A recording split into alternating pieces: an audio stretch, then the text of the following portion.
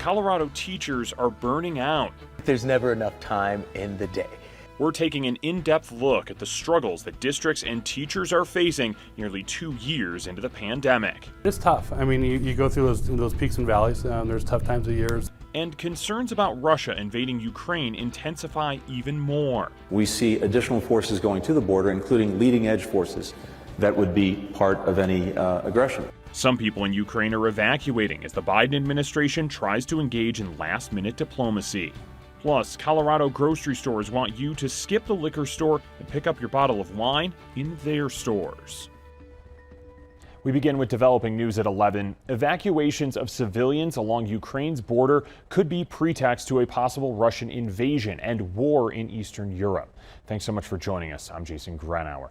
There are signs Russia isn't backing down. The Kremlin says troops will conduct drills and test ballistic missiles to show its strength. We expect to hear from President Joe Biden at 2 this afternoon about his administration's efforts in diplomacy with Russia to avoid a war in Ukraine. Elizabeth Schulze reports on the latest developments. Amid mounting fears that Russia could invade Ukraine within days, the U.S. and its NATO allies are putting on a united diplomatic front. President Biden is set to hold a call today with transatlantic leaders, while Secretary of State Blinken and Vice President Harris are in Munich meeting with key allies. The differences have to be resolved through dialogue, through diplomacy.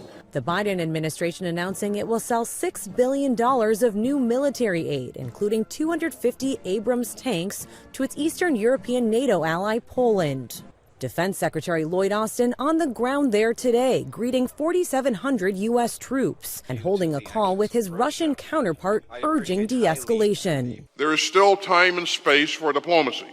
But President Putin has yet to indicate he'll take that path, instead announcing he'll oversee a massive round of nuclear military drills Saturday, including practice launches of ballistic and cruise missiles. The U.S. now says there are as many as 190,000 Russian troops and Russian-backed separatists menacing Ukraine. Despite that military buildup, Russia insists it's drawing down its forces, releasing more video of tanks it says are departing the border. He will maintain the capability to launch an attack at most any time. Overnight, Russian separatists conducted more shelling against areas of eastern Ukraine controlled by the Ukrainian government. The U.S. warns Russia could stage a fake terrorist bombing or even a real chemical attack against civilians to justify an invasion.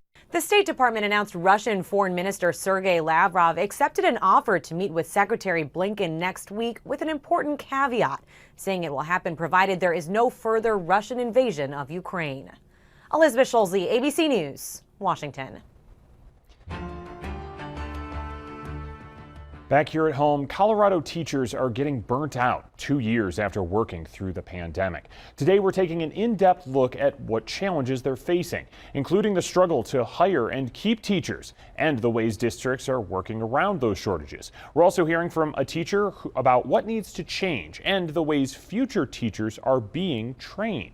So first, taking a look at staffing shortages. They're pretty much everywhere, but are more prominent in rural districts. As Denver 7's Veronica Acosta reports, the Morgan County School District is using every tool it has to fill vacancies. It's been difficult. I won't lie about that. It's not an easy time to be a school principal, but it's the job Jason Frasco loves and shows up to Monday through Friday. But in the past 2 years, dealing with teacher vacancies has been a top issue at the Morgan County School District. At Fort Morgan Middle School, it's tough because although we're a great community and strong community, we don't have a lot of offerings that the larger cities have for our teachers, from the social aspect, the social life, those things that a lot of our young teachers are looking for, and so it is difficult.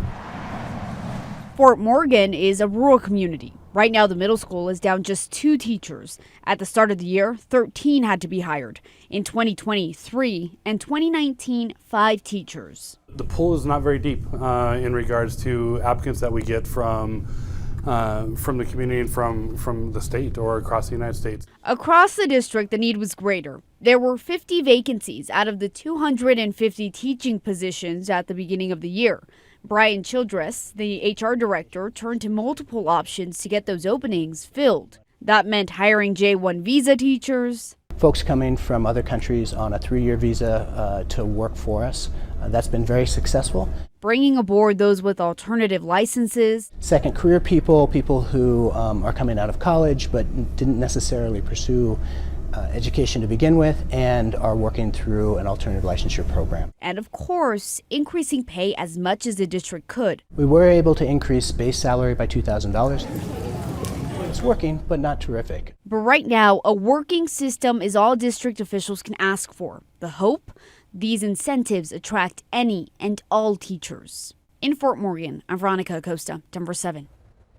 Now, the district is also considering a 4-day school week. District officials will discuss this option in June. More than 60% of Colorado school districts already have a 4-day week, mostly smaller rural districts.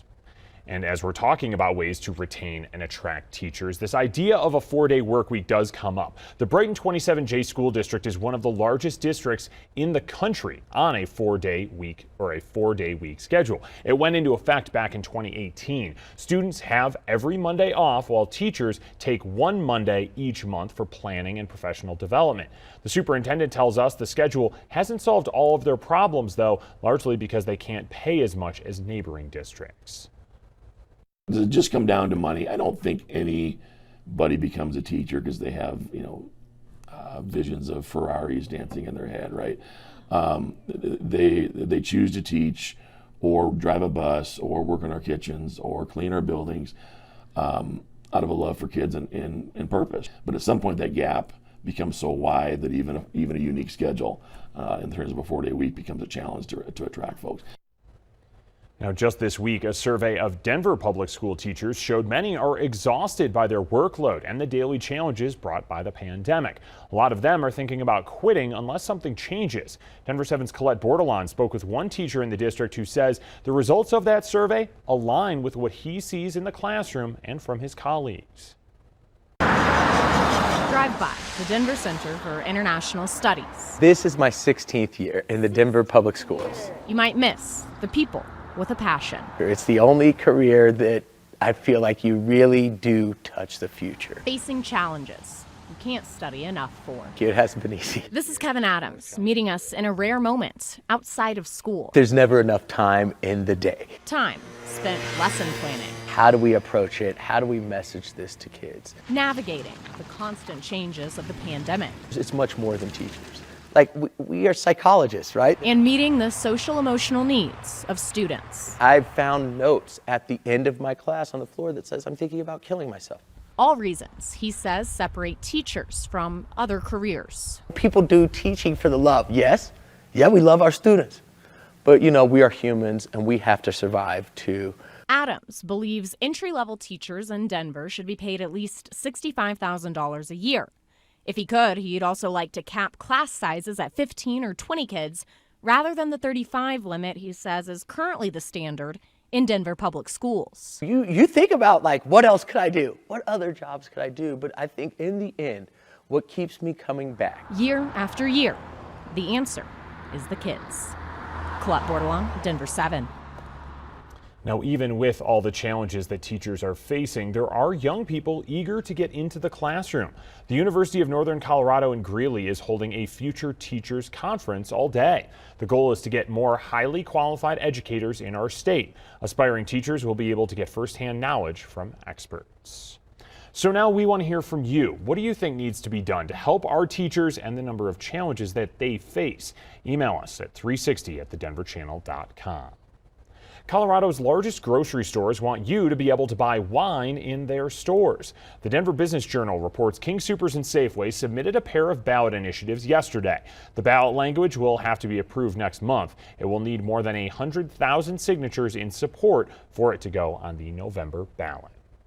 And if you remember, it took a while for full-strength beer to be allowed in Colorado grocery stores. That didn't happen until 2019. Before that, grocery and convenience stores were limited to that 3.2% beer. 3.2, no longer.